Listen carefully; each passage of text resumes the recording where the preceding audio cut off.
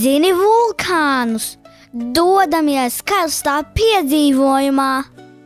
Vai tu zini, kas ir vulkāns? Vulkāni ir kā lieli kalni, kas dažreiz var uzsprāgt. Tie ir īpaši kalni, jo tie var izšaut karstas lietas, lavu un pelnus. Vulkāna iekšienē ir kaut kas šķidrs, karsts un sarkans, ko sauc par magmu. Magma ir ļoti karsts iežu šķidrums. Ieži parasti ir cietas dabīgas vielas, kas veido zemes virsmu.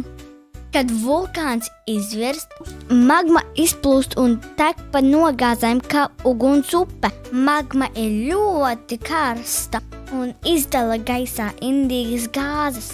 Kad magma atdziest, izveidojas jauni ieži, izskatās kā melni akmeņi. Vulkāni ir atrodami ļoti daudzās pasaules vietās.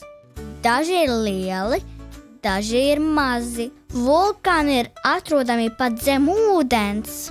Kad tie izvirst, tie var radīt skaļas skaņas un izsviest pelnus un akmeņus augstu debesīs. Bet vulkāni nav tikai par sprādzieniem.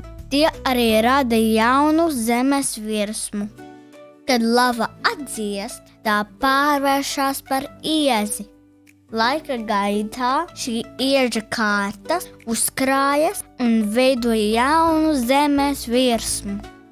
Dažas salas, piemēram, Īslande, Kanāriju salas un Havaju salas, ir pilnībā veidotas no sacietējušas lavas.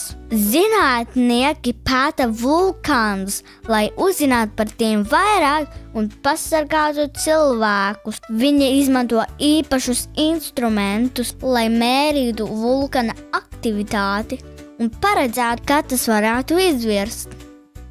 Tātad nākamreiz, kad tu redzēsi vulkānu TV vai grāmatā, atceries, ka tas nav tikai kalns. Tas ir kā ugunīgs piedzīvojums, kas var notikt jebkurā mirklī. Paldies, ka klausījies! Ja tev patika, spiedz subscribe un like. Ar tevi bija Jasmīna un gudrie darbiņi. Tiekamies nākamreiz. Atā!